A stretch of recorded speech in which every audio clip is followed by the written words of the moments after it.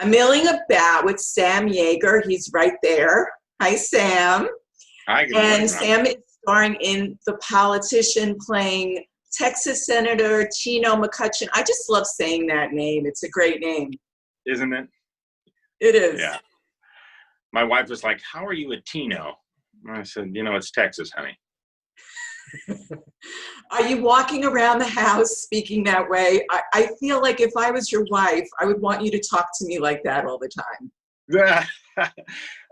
It is a pretty wonderful accent. That's I've had so much fun doing it. I stole a great chunk of it from Matthew McConaughey, specifically in the Lincoln commercials. So I could You did probably, not. yeah. But it's That's so funny. yeah. I mean, he's quite a big personality to play. So I thought, that seems like, somebody larger than life running for governor and then president in Texas would have to have a really thick, generous Texas accent. So Now, does Matthew know that you are channeling him in this role? no, I don't think he does.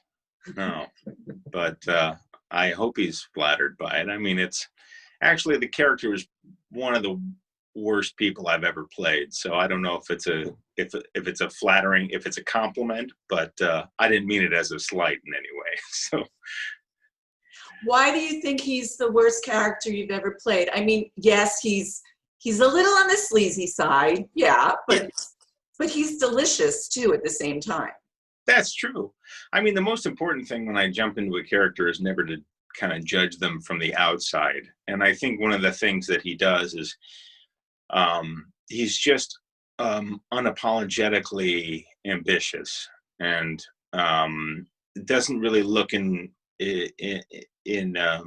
doesn't really think in morals unless it benefits him. And I think that's one of the most dangerous kind of politicians. And I think I think there are a lot of politicians like that. Someone that just is ready to uh, you know go with whatever direction the wind is blowing.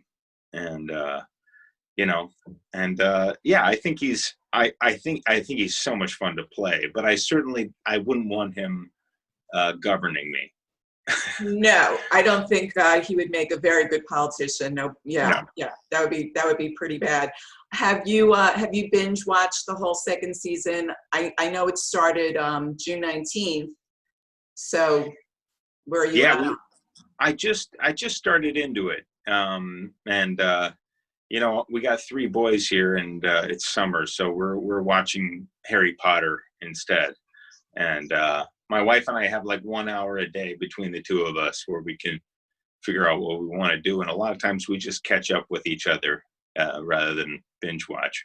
I haven't binge watched anything in 20 years. I still have to.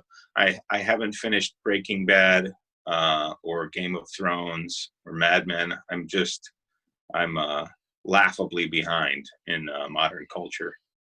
Now, how old are your kids? You have boys, yeah?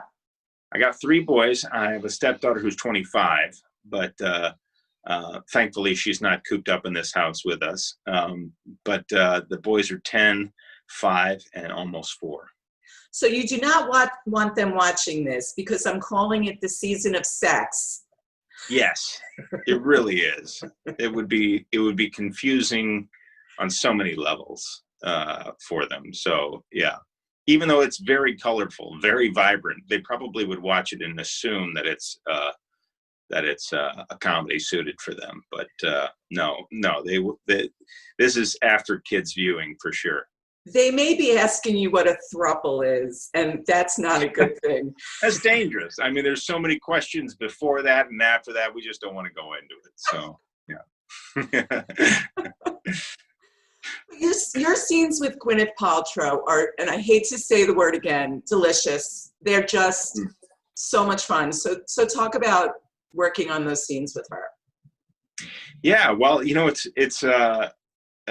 it's fascinating because I'm working on the scenes with her about us having this affair, and the scenes are all directed by Brad Falchuk, who is her husband.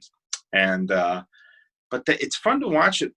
and see how comfortable they are in this work life together. You know, she and I would be doing this scene out on a balcony, talking about, you know, me professing my love to her, and Brad's in the other room just typing away on the next episode of The Politician. And like it means nothing.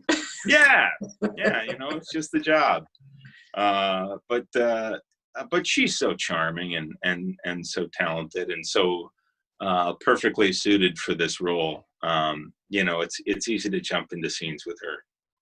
Oh yeah, and you know, I think because it's a series, most people have already seen most of it, so I don't think I'll be giving too much away when I talk about rock, paper, scissors. Right. No. Oh boy. Yeah. It's very much, it reminds me a lot of Election, the Reese Witherspoon movie from the late, I guess that was late 90s, early 2000s, you know, and it's just really sharp. It's a really sharp show. And the performances are wild and really out there, but I think that's kind of what makes a lot of the Ryan Murphy comedies sparkle, just like Glee. You know, everybody has a twinkle in their eye and is on board in that same, you know, trying to tell that same fantastical story. So did it become a thing on set that everybody was just doing the game with each other? You know, I didn't have, I would assume so. Most of my scenes were with Judith and Bette and Gwyneth. And so I don't think we spent too much time playing it, but who knows? It down the road, I'm sure, because it looks like Judith's character is going to be running. Well, I won't ruin anything, but Judith will be back for season 3, I would imagine. And I'm guessing that game will continue on. There. Do you know now that your character is returning for season 3? I mean, do they let you know? No.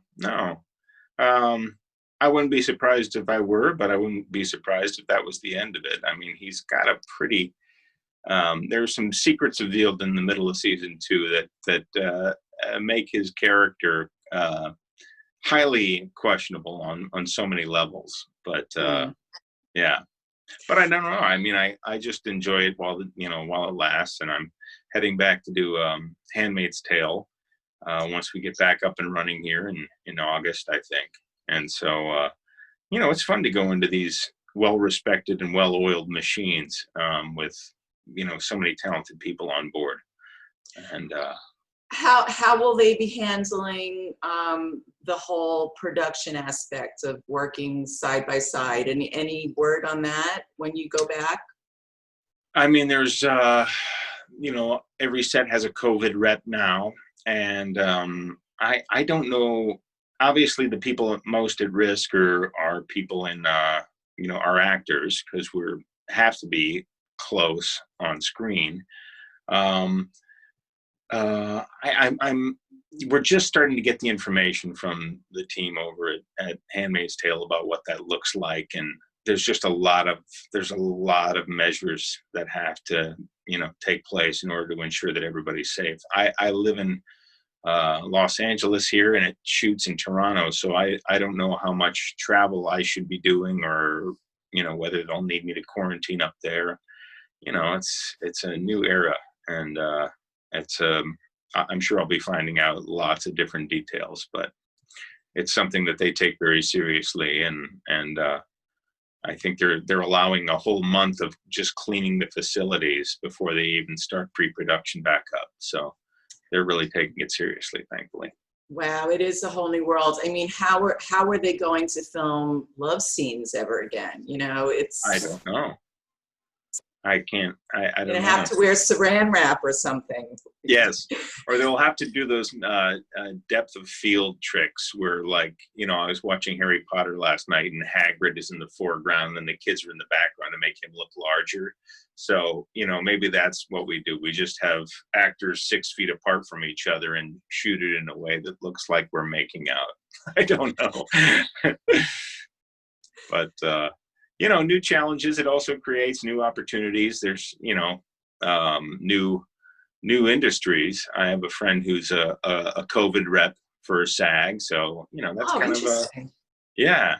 I'm fascinated to have a chat with her about what all she's learned and all the precautions they need to take. But yeah. So is her main job to sort of take your temperature when you walk through the door? And I mean, do you know?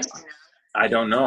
I would think it's that, and also just making sure that everybody on set, you know, because you get so into your job sometimes. I'm sure it's going to be a lot of hall monitoring. You know, making sure people are aware that they're getting too close, or that they're, you know, not wearing their mask, or, boy, I don't know, but I think we have to accept that you know, coronavirus is going to be with us for a while, and you know, with things ticking up again, you know, we really have to kind of accept that it's the way of life for a while. What's going on with Roe Messner and The Eyes of Tammy Faye? That also looks like it was a really juicy role for you. Yeah, you know, I've had so much fun playing these characters from the middle of America. You know, Roe Messner is a fascinating character, married to Tammy Faye at the end of her life, and you know, it's such a fascinating. It's like the Eyes of Tammy Faye. That film is it's kind of like redneck Shakespeare. There's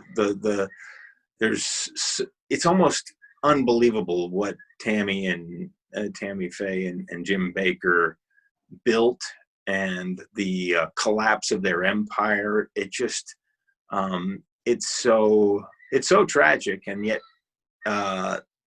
so bizarre at the same time, you know, that they were going to build this massive Christian water park, and boy, it was a great history to dive back into. I knew it only on the periphery, but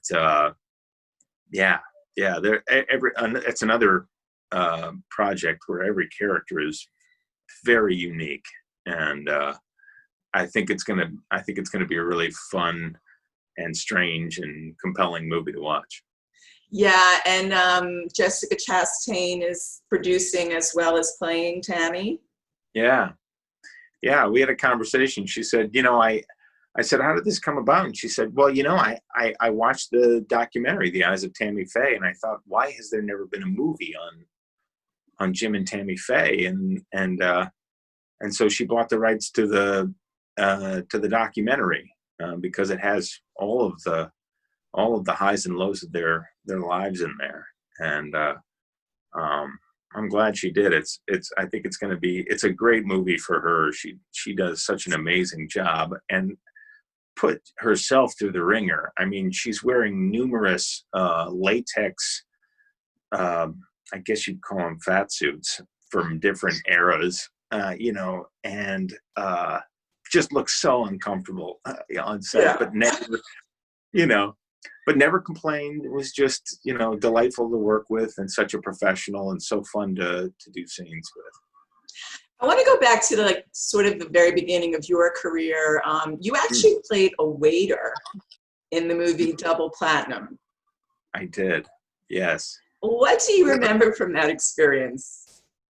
Well, I remember it was I got it from. I worked at ABC Primetime Casting in New York. I was a reader for them, and the creators of it, Neil Marshall, and they were building that movie for Diana Ross and Brandy, and they said we should put Sam in there, and so they just gave me a small role as a waiter dropping off food to Diana Ross and Brandy. I mean, it was a great introduction to my professional career, and because there was no heavy lifting other than the plates, but you know, it's sweet that you know, you get your start from people who, you know, see somebody who has an interest and ambitions, and, you know, take a small chance like that on you.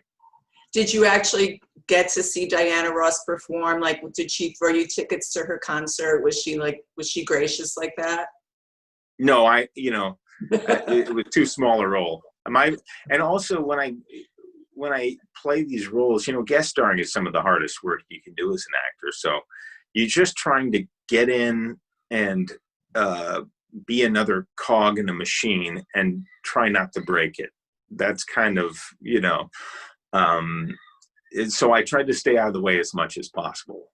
As a guest star, it's someone else's project. I'm trying to do my job as best I can, and then,